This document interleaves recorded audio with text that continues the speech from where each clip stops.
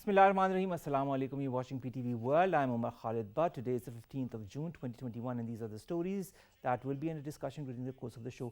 We will begin, as we've talked yesterday, about the continued tensions between the United States of America and China.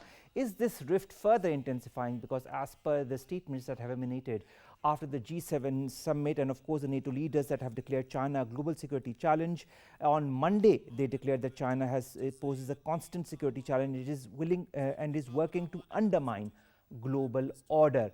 Where does all of this stem for? And is there a certain backing of the United States as far as this whole stance of the NATO leaders is concerned? Or do we see a global re-intensifying of multipolarism in the world? This is our first topic of discussion that we will be emanating and focusing on. Our second group of discussion is on the mob attacks that have intensified in India against Muslims. In a recent attack, an elderly man was beaten, forced to chant Jai Shri Ram in Ghaziabad in India. The name is Saifi. He is a resident of Bulandshahr. He was traveling to Loni at the time. He has alleged he was targeted because of his religion. This is not the first time that such a target has happened. In the past, on the 21st of May this very year, and before that in March 2021, and before that in August 2020, and before that June 2019, and the list goes on and on as far as the different mob attacks on the Muslim community in India is concerned. Does this also signify a continued rise in Hindutva? This is also going to be the second discussion as far as the second segment of our show is concerned. And then we'll be talking about 4 Frontier Corps soldiers who have been martyred in an IED explosion on the Margat-Quetta road in Balochistan. And of course, terrorists did target the Frontier Corps troops that were employed by the security of Margat mines using an IED. This was of course stated in a message from the ISPR. And then finally, we'll be talking about 20 Afghan girls who have completed 12-kilometer mountain biking race to the Talao Nek area of Bamiyan on Sunday. That was of course Bamiyan resident Nasreen Sadat, who was 14 years of age, came in first in this race. Of course, it's a race of the Afghan women, and we'll be discussing what impact that has on Afghanistan as well, and on, of course, the youth of Afghanistan. Let's begin with our first segment, and that is about the continued rift between the United States of America and China following the NATO meeting, following the G7 meeting. There is more evidence that shows that this rift is intensifying. More in the following report. Tensions between emerging superpower China and Western bloc balloon from rhetoric towards strategic realm as 30-nation Western alliance NATO portrayed China in a confrontational manner. Amid dramatic turn of events, Biden administration successfully managed to gauge momentum against China while attending his first NATO summit in Brussels. As American president affirmed his formidable commitment to Article 5 and transatlantic solidarity, the beleaguered alliance seemed rejuvenated to jointly contest the security threats emanating from assertive China. Until now, although the United States and China have increasingly confronted each other on issues such as trade, 5G infrastructure, alleged technology transfer, and intellectual property theft, both sides continue to insist that they were seeking a positive relationship. The NATO statement categorically declaring China as security threat depicts that new American administration is resolute in its commitment to contain China, like previous Trump administration. Washington's perception of potential threats from Beijing is outlined in the 2017 National Security Strategy and 2019 National Defense Authorization Act. The documents clearly identify China as a revisionist power and strategic competitor, and also use many performative utterances such as steel and aggression to emphasize a rising China's intention to threaten the United States. Although Beijing has not commented on this statement until now, but despite Washington's increasingly bellicose language, Beijing has sought non-conflict and confrontation and mutual cooperation through its statement in recent years. As US-NATO newfound bonhomie under Biden is seemingly manufacturing a new Cold War, it seems like NATO is desperately seeking relevance in the 21st century, since branding China as security threat justifies its existence. The European Union has been hardening its views of China in the face of Beijing's human rights behavior at home and trade and espionage practices abroad. But the Europeans do not see China as quite the threat perceived by Washington. and to talk more about this continued drift between China and the United States of America in the whole context of NATO and G7 summits that have recently happened. We've been joined by Dr. Talat Shabbir. He's a director, China Park Study Center at the ISSI. Dr. Saab, thank you very much to have joined us.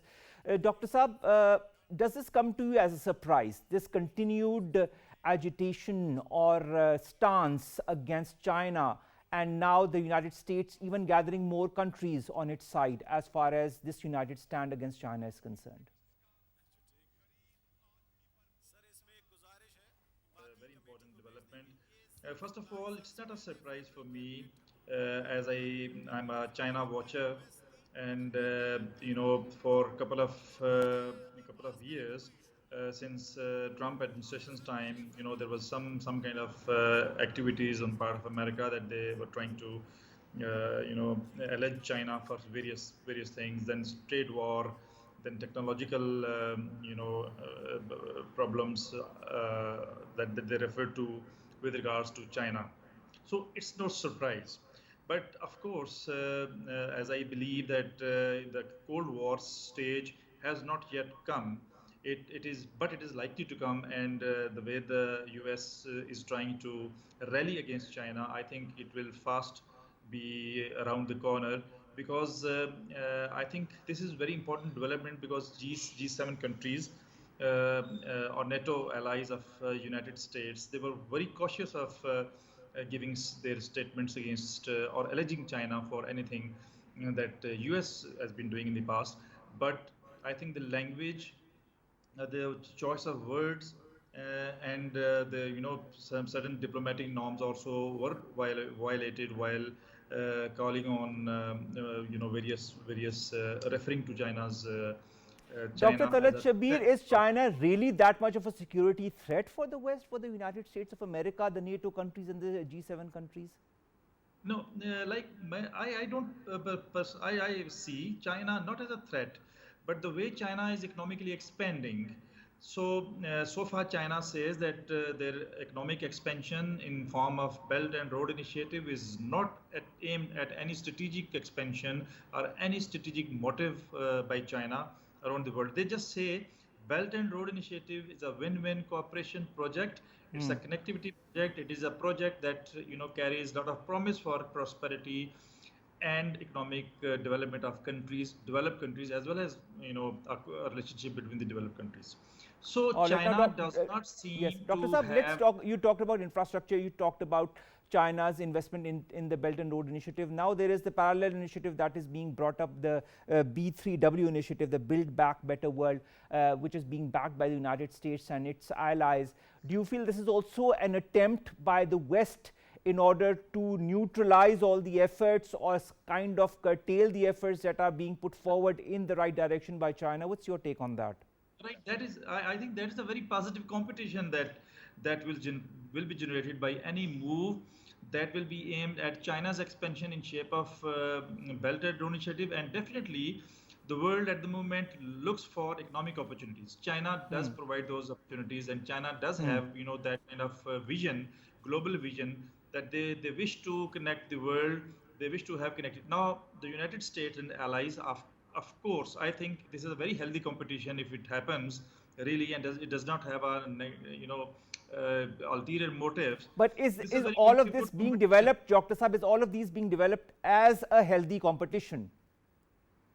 Yeah, but it won't. When you are economically strong, the way when we say you are economically strong, you have to be strategically, strong and looking for strategic expansion. So there are, in the West and in America, there's a thought process going on that when China expands economically, China will definitely rise aggressively, and China is likely to take on the countries. And of course, China is trying to be a superpower, and it is there to overtake United States. And that, of course, when China becomes superpower and it overtakes America, it definitely will undermine United States' interest across the world.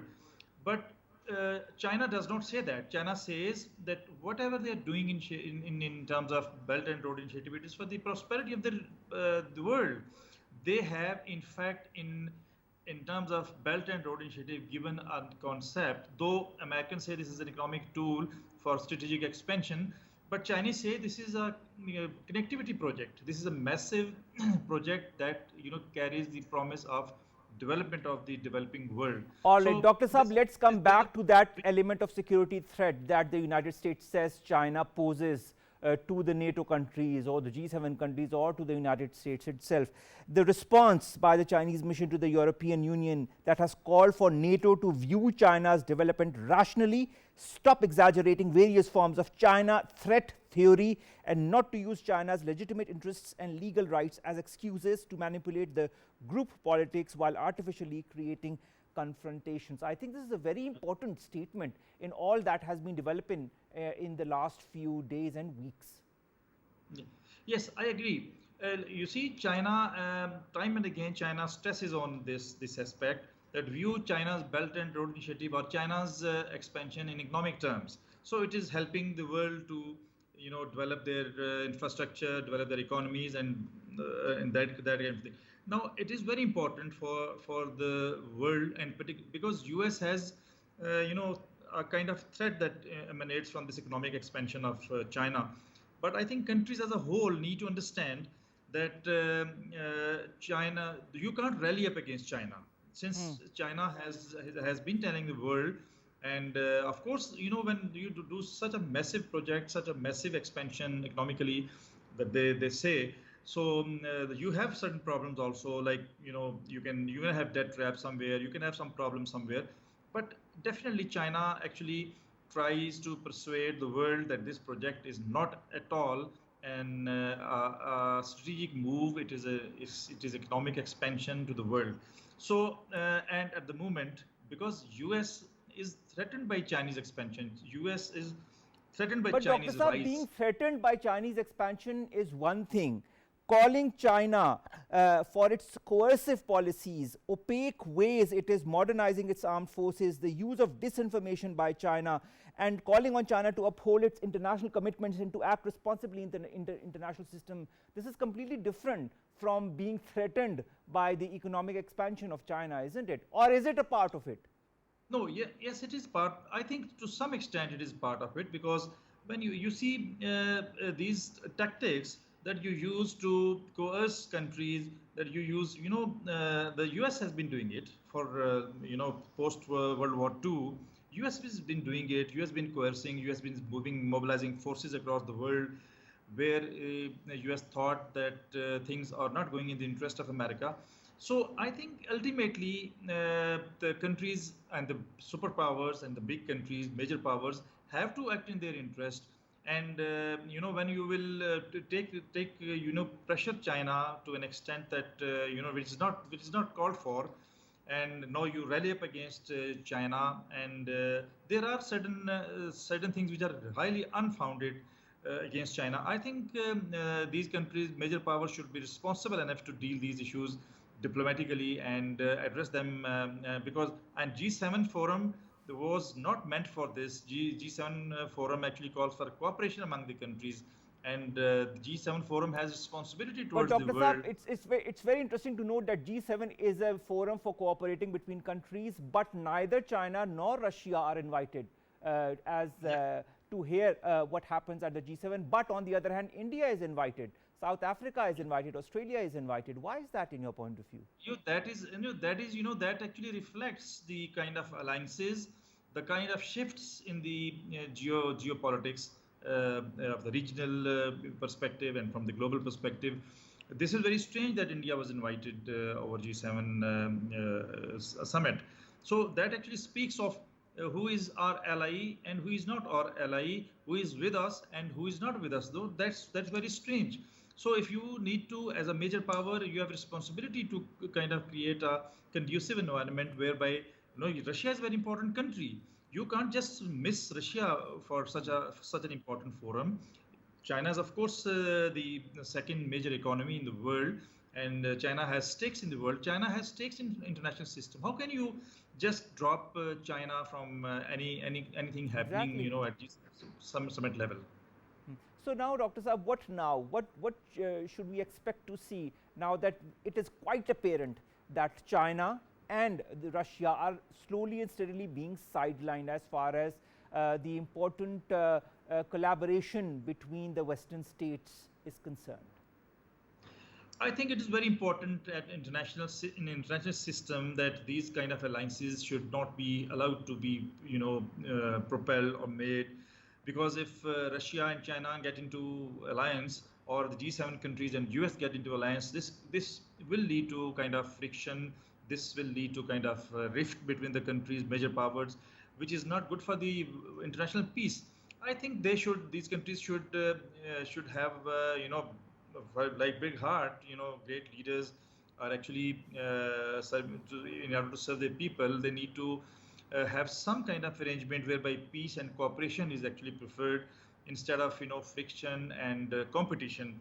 It's not right for the world at the moment that we are into a pandemic, we are into economic woes, that countries pick up fights with each other, and countries allow these alliances to be made. No, this will divide the world, which is not in the interest of the world.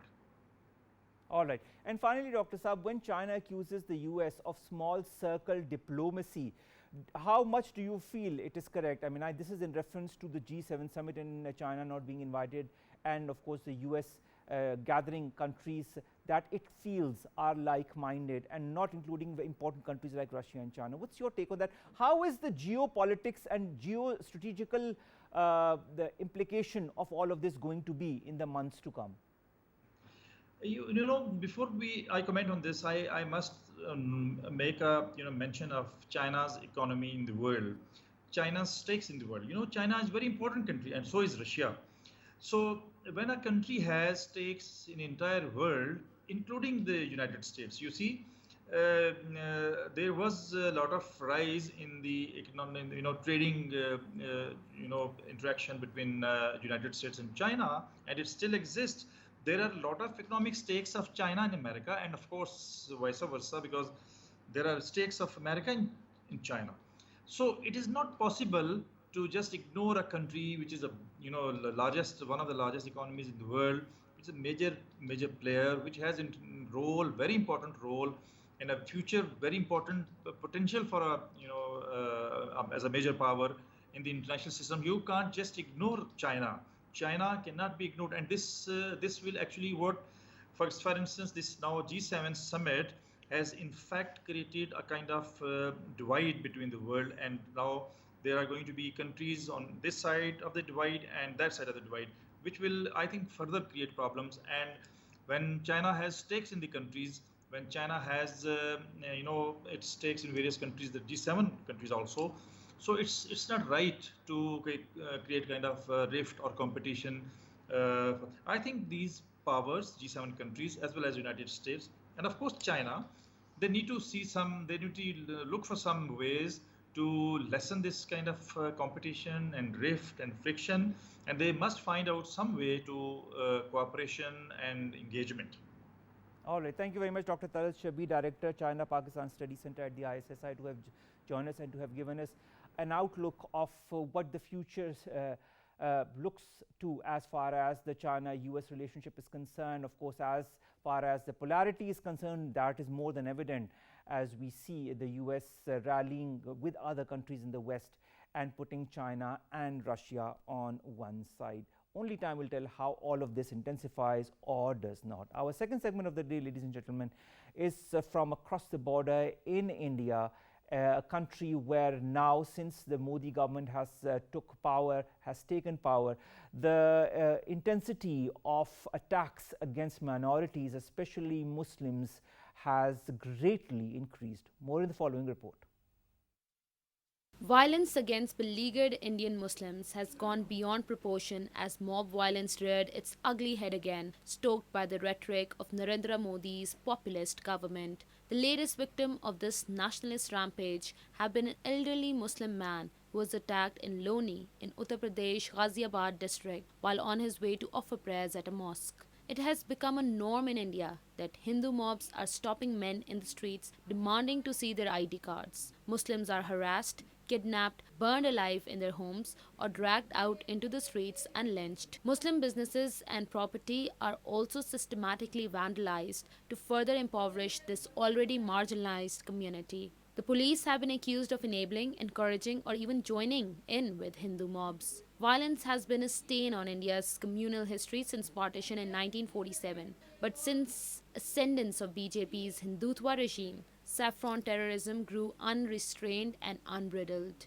The BJP is the political wing of the Rashtriya Swamasevak Sangh, a militant Hindu nationalist paramilitary organization that has been accused repeatedly of orchestrating attacks on Muslims. The BJP, which believes that India should be a Hindu, not a secular nation, has fostered an environment of hate in India. Many wonder whether India is staring into a dangerous abyss when a government with a majority led by a powerful leader refuses to condemn hate crimes and a vast number of citizens stay silent or appear to privately support it. India's Prime Minister Narendra Modi stepped in G7 summit with firm commitment to defend democracy, freedom of thought and liberty, while G7 leaders seem mostly unmoved by Modi's false enthusiasm. Has the rift between the different communities in India already intensified? If it has not, is it going towards that? To talk about that and much more, we've been joined by Hamza Ameer, who is a journalist. Hamza, thank you very much to have joined us. Hamza, this incident that we see of an old man, the elderly man from Bulandshahr, who was, of course, traveling to Loni and then forced to chant Jai Shri Ram, and then his beard was trimmed and he was beaten. This is not a lone incident, this is not a single incident. We have so many incidents in the backdrop of it as well. Do you feel this is a concerted attempt by the Indian government, by the BJP-led government, in order to harass the other communities, the other religious communities, the sects that are present in India? Well, I tell you what, see, the Hindutva policy that the BJP regime runs on and is trying to make India run on is actually focused on, spreading these kind of very fearful incidents among the masses in India, who basically are going to be now probably be fearing even putting a complete beard on their faces. Because these kind of incidents being done on suspicion and people being slaughtered in broad daylight, it's as you said, this is not a lone incident. This certainly raises a lot of questions on what acts exactly is India looking forward to. Because if they want to create a Hindu supremacy regime or a Hindu-led power show in India, then certainly any other person with a minority or any other religion is going to be absolutely unsafe in India. And that is where, the But international isn't it community... already evident, Hamza, that if you're a minority in India, you're unsafe and you have to follow the rules of the game of the BJP and the Hindutva-led policy of the government in order to stay safe? Omar, you're right. See, it is already evident, but unfortunately, how strange is that the world does not seem to even heed a little bit of an attention to what is going on in India. We have research reports, we have organizations talking about it, but let's see what's happening on ground. People are dying, they are being slaughtered, and nobody is doing anything whatsoever when it comes to putting absolute realistic pressure on India to stop this barbarism that they're practicing under the state-run policy. So that is not happening. But still, as I said, these kind of things are actually going to be hurting India down the line, because once the BJP government Will it goes into really hurt India? Hamza, my very frank question, will it really hurt India? The whole world knows what India is doing and what it is perpetrating towards its Muslim community, towards its Christian community, the cow vigilantes, the people who are hammered to death, the people who are told to change their religion, coerced into it, and so on and so forth. Don't you know that, understand the number of reports that have come out across the world that have stated what India is perpetrating? Despite that, nothing is happening. So, I mean, don't you feel that India has been given a free rein to do whatever it wants? It definitely has been given a free rein to do whatever it wants, only for the fact that India's financial relationships with other countries seem to be much more important than the loss of human lives as a result of such barbaric incidents that are being practiced in India. And that seems to be the only way out that India is practicing even right now. That is why when we talk about Kashmir and atrocities being practiced by India, the world does not seem to listen. And then again, when it comes to only giving rhetoric statements on India's actions inside its own country, are merely not enough, because it has to come down much more stronger from global platforms. Only mere resolutions and statements would not do much of a difference to the lives of the people, especially in India, because they are not safe and they are being slaughtered on the streets. And the government of the BJP-led regime, which is on basis of Hindutva policy and the RSS ideology, they seem to be absolutely enjoying this. That people from other religions, other faiths can be unsafe, they can be scared, because these kind of government are operating in India, and they seem to be working absolutely But openly Hamza, on a killing. shouldn't these minorities, or at least the representatives of these minorities, along with the opposition, stand up for the rights of these communities? I don't see any kind of opposition to all of this. I see whimpers, I see people who are confronted with these violent incidents. But of course, at the end of the day, nothing really comes out of it, does it? Even from within India, shouldn't something come from within India that considers itself to be the largest democracy in the world?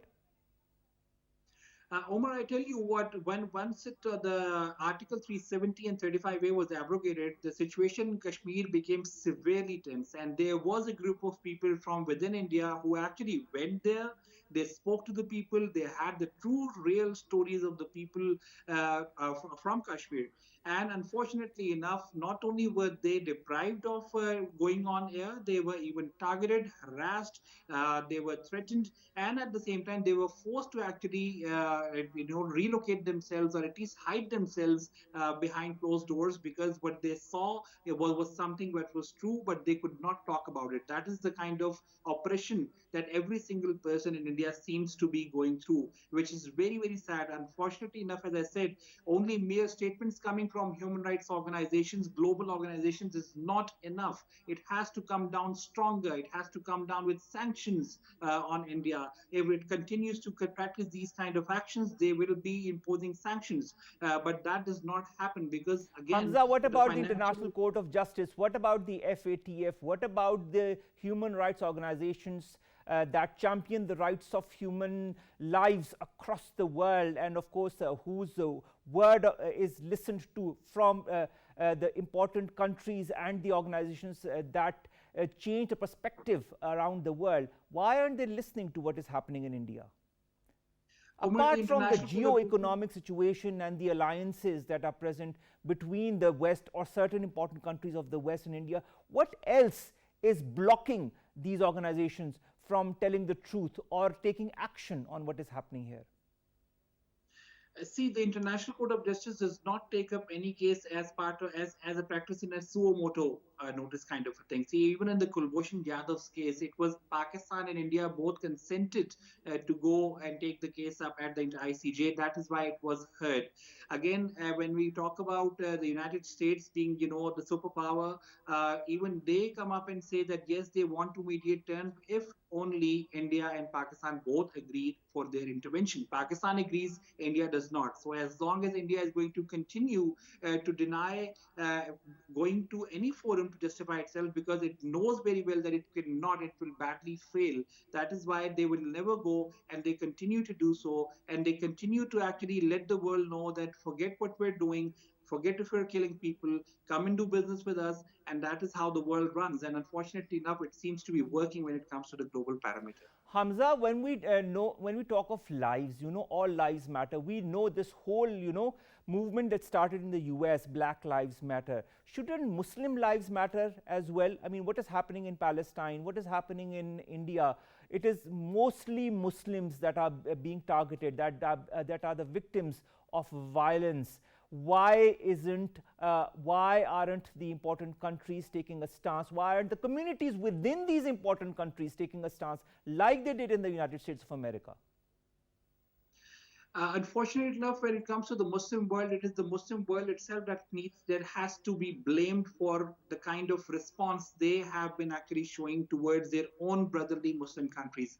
We talk about the Muslim world's unity, we talk about the Muslims coming together, but unfortunately enough, even when what happened in Palestine, the kind of barbarism that was practiced, bombing, shells, people dying out in the open, you see the kind of response that came out of major Muslim countries, the kind of response that they gave. This is how, if the Muslim world is going to operate, definitely nobody is going to put any kind of attention to what the Muslims in the across the globe go through, because they would not care. There is no particular strong, united voice from the Muslim world coming out, and that is where the Muslim world lacks, and it lacks big time. Black Lives Matter. That campaign came up on the loss of life of one black man who died in the U.S., and it became such a huge uproar across the U.S. Look at what is happening in the Muslim world. What is happening in Palestine? What is happening in Kashmir? What is happening elsewhere?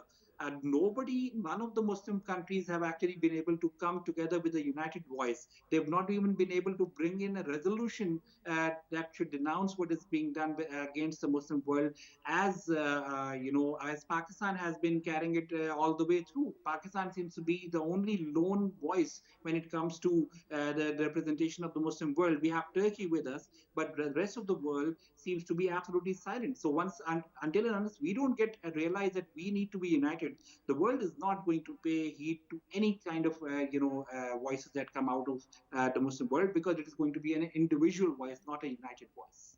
All right, now individual voice or impacted voice or collective voice, what will happen in India? What's your take on it? What are you foreseeing as far as this continued agitation, violence against the Muslim community within India, in Indian illegally occupied Jammu and Kashmir, and in other parts of India is concerned? What do you foresee? See, I would say that I don't see too much changing when it comes to India's policy on Kashmir. They actually are planning on even bringing in more changes to the already changed illegally status of the Jammu and Kashmir, because they've turned it into two union territories, and now they're actually bringing in more people and giving them domiciles on ground and actually establishing them in Kashmir. That is, I think, is going to continue. At the same time, whatever is happening to the Muslims in Kashmir and in also the rest of the India, I don't think, because India does not feel the heat, not only from the Muslim world, it does not even feel any kind of heat from the rest of the world.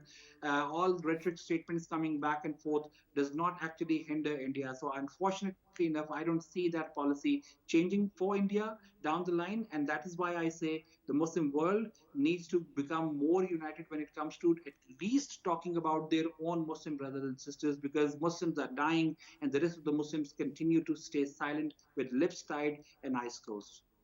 Thank you very much, Hamza, Ameer, to have joined us and to have talked to us about this very important human rights abuse that is happening right across the border in India.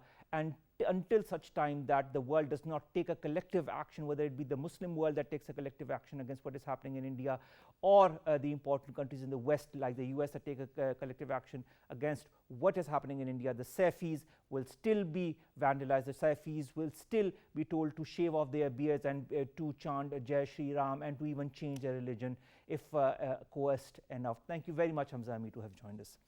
Let's come to our last few stories, ladies and gentlemen. And the first, of course, concerns four frontier constabulary soldiers that were martyred in an explosion of an IED device near Quetta.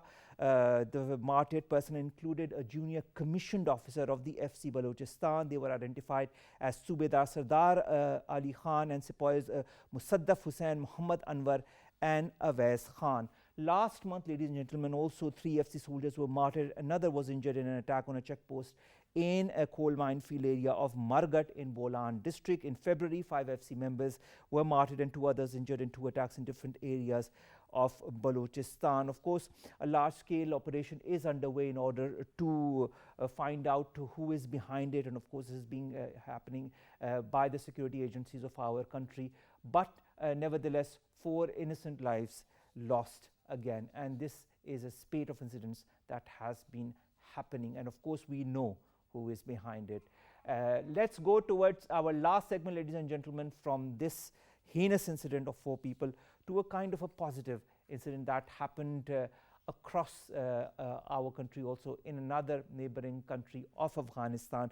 20 Afghan girls competed in a 12-kilometer mountain biking race. This happened in Afghanistan in the Talat area of Bamiyan, and this happened on Sunday. You can see the images in the parallel window screen. And of course, Bamiyan resident Nasreen Sadat, who was 14 years of age, came in first.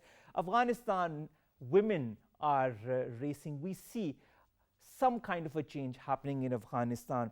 We want an Afghanistan that is free. We want an Afghanistan where the women and the girls have their rights to pursue their lives as they want, where the youth of the country can pursue their lives as they want, where the country can finally see peace after decades of violence. Pakistan has always believed in an Afghan-owned and an Afghan-led peace process. And when we see images like this, it gives us that hope that this might finally happen. With that, we come to an end of today's newsroom. We'll see you inshallah tomorrow, same time, same channel. Take care of yourselves, get yourselves vaccinated at the earliest, and stay safe. Allah Hafiz.